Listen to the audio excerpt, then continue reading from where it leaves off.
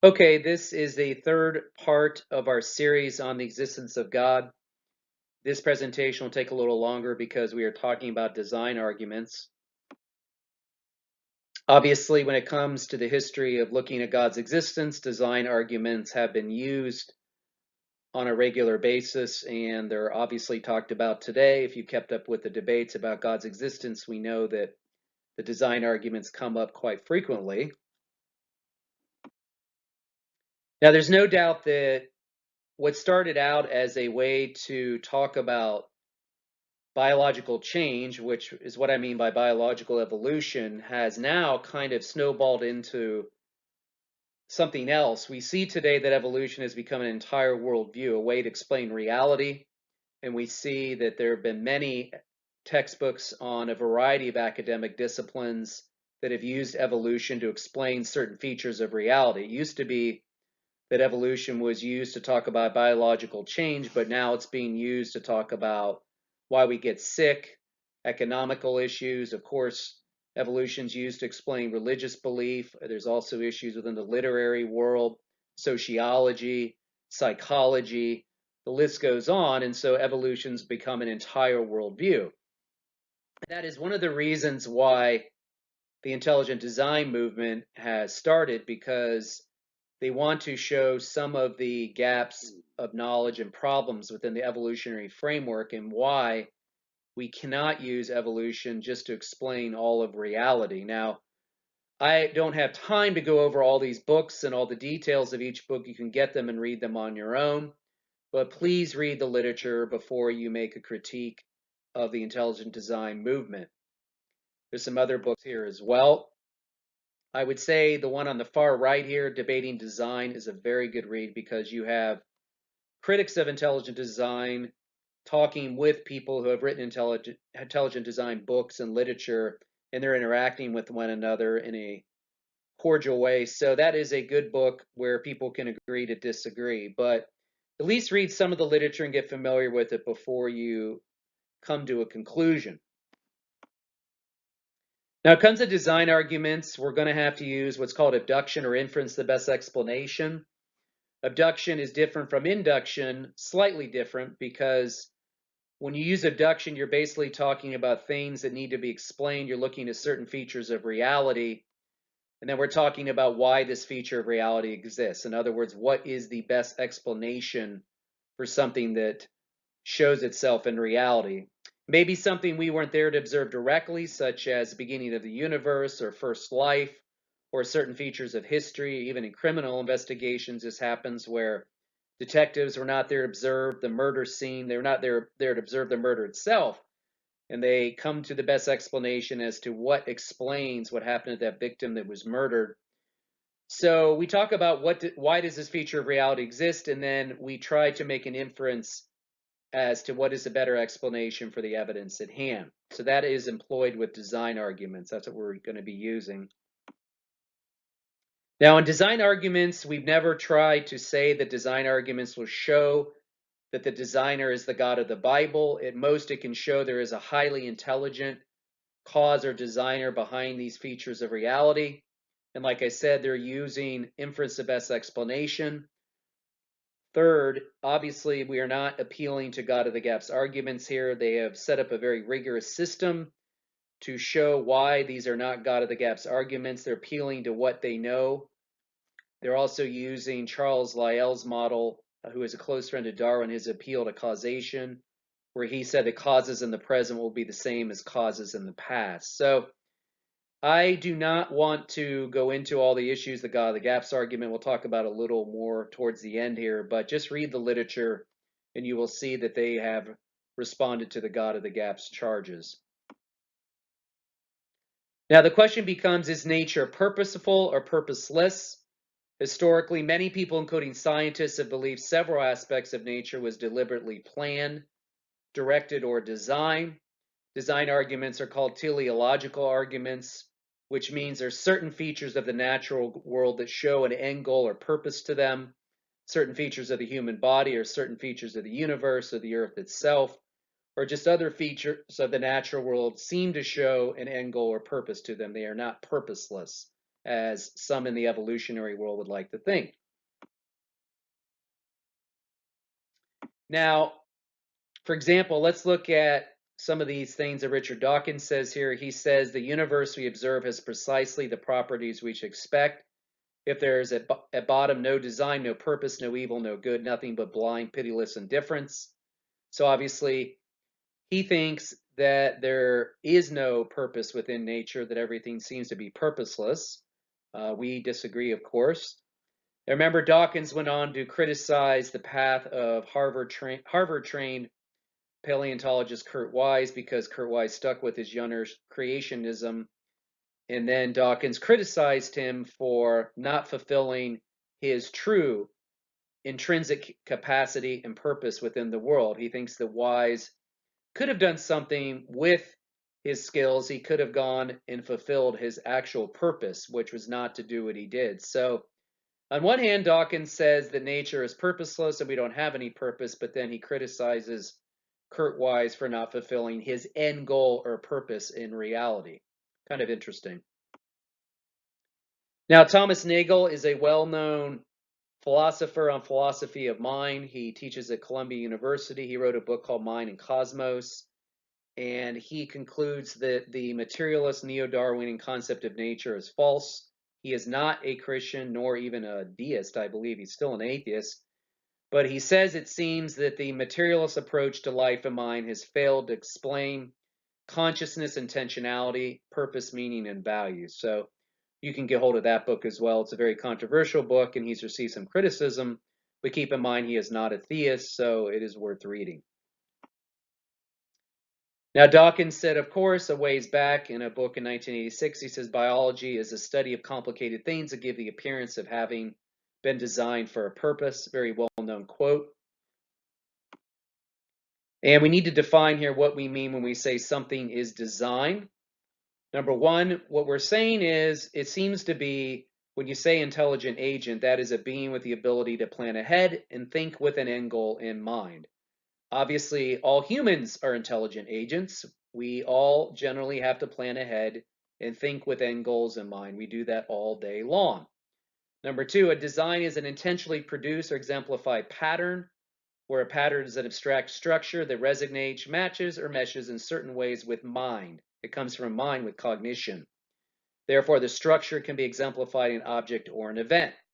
Now, of course, as humans, we work on objects or create objects all day long, or we bring events to pass that show an end goal in mind. We observe that all around us. Design can be a mere pattern caused by natural forces. Obviously, if you walk down the beach and you see the mere ripple marks on the sandy beach, you could think that is caused by a designer, but in the end, we know that natural forces did that alone. So what does it mean to say something is designed? Remember, adding intelligent to design makes it clear that the pattern in question results from the purposeful activity of a mind. Intelligent makes it clear that the design is not illusory, but real. That means it's not an illusion or it's not caused by nature itself. Remember, I just showed you the picture of the beach. That means it may look like it's designed, but we know nature did that, cause the ripples on the beach. But intelligent makes it clear the design is real. Remember also, intelligent doesn't necessarily imply a violation of laws of nature. It's not a miracle.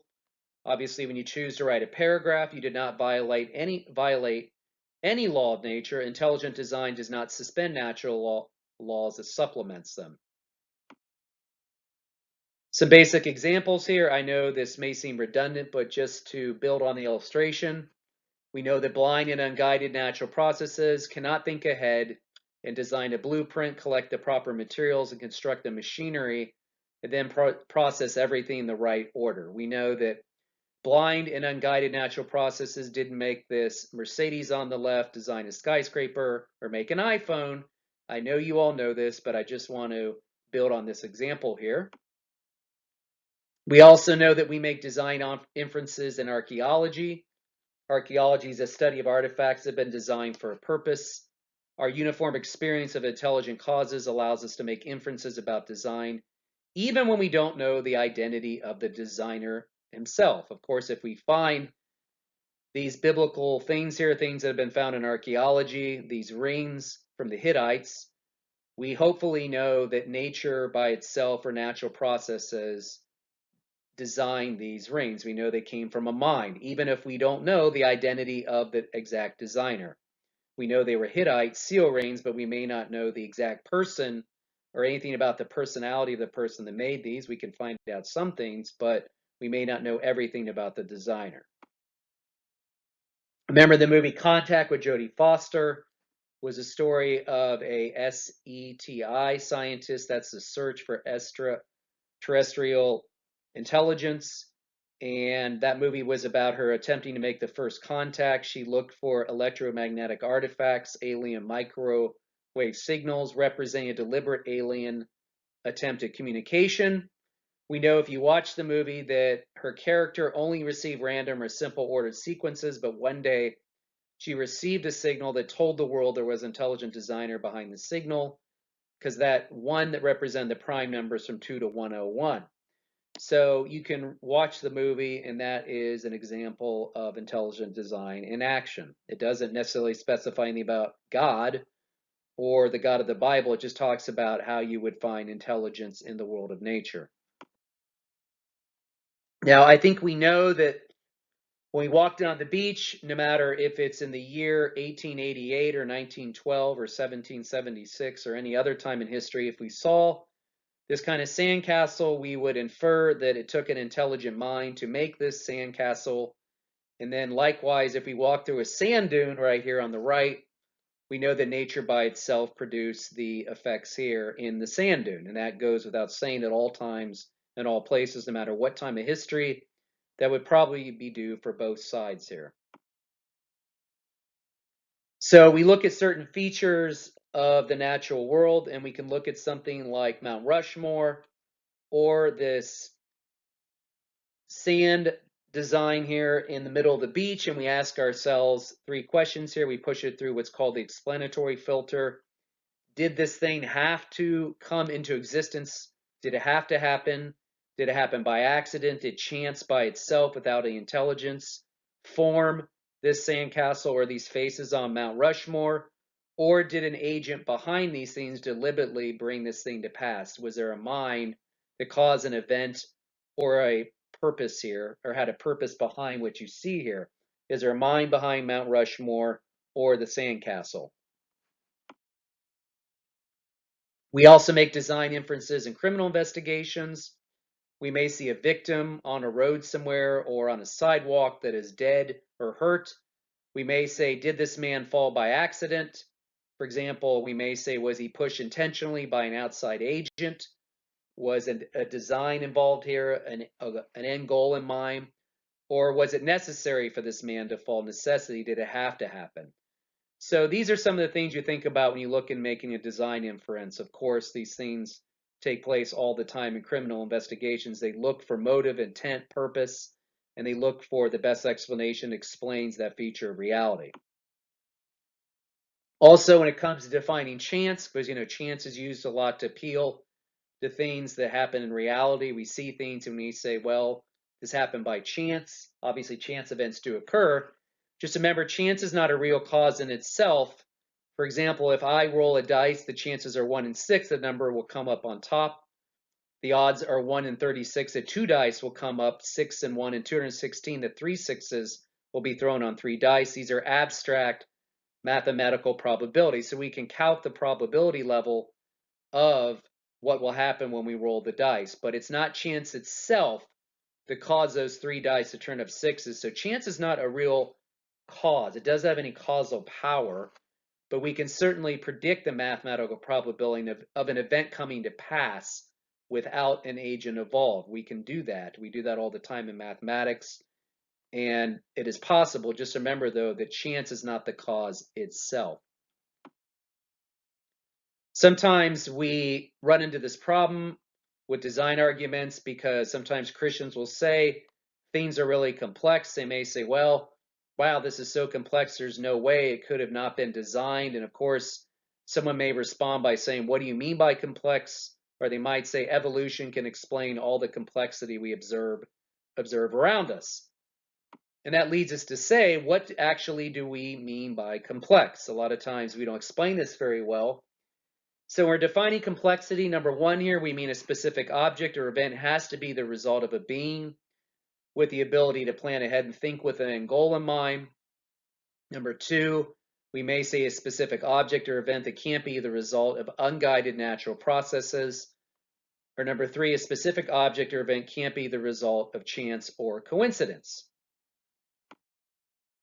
So complexity is a form of probability. Obviously, some highly improbable events happen by chance all the time, but we need to remember that we can calc the probability of something happening by chance, and we do that all the time. But just remember, we need to define what we mean by complexity. Now, when intelligent design arguments refer to what's called specific complexity or specified complexity, we'll give an example here. Remember, with specified complexity, we're saying, for example, if a bullseye is painted on the barn before the dart is thrown and the thrower hits the bullseye, that result is specified. This likely indicates skill instead of luck, especially if the results are repeated. So what we mean is that there was something ahead of time that was designated. It was specified ahead of time, not fabricated after the fact. That means that there was a target or end goal specified ahead of time, and that's what we're talking about when we say specified complexity. For example, when the actual people that sculpted the faces in Mount Rushmore or made the sandcastle on the beach, they had a target or end goal ahead of time. They did not do it after the fact. They had a specific goal, and so that's what we mean by specified complexity. It's not fabricated after the fact. Let's give an example. Again, if you pick up several dozen letters and the spaces randomly, you take the spaces or the letters out of a hat and you line them up on a table and they happen to form the sequence here, we might say, if we tried to obtain it again by drawing letters from a hat, we might try it again. And we might try to get this same pattern again, the same sequence over and over and over by coming up with the same letters. Remember, we're not looking ahead at the letters, we're pulling them randomly out of a hat. And if we tried to draw up the same sequence over and over again and tried it, we probably would have to have 1 trillion attempts before we would arrive at this exact same sequence. So if we're able to, after 1 trillion of attempts to attain the same sequence, it would be very complex, but yet it would still be due to chance rather than design. Whereas in contrast, if you took the hat of letters and picked out 28 letters and spelled "me thinks it is a weasel," like a weasel, we'd immediately infer that a sequence was design. And obviously it corresponds to an independent pattern, namely a line from Shakespeare's Hamlet. So that's something you need to remember about the difference when we're talking about something complex or something that's specified, or what we call specified complexity. You need to make sure you differentiate those two things.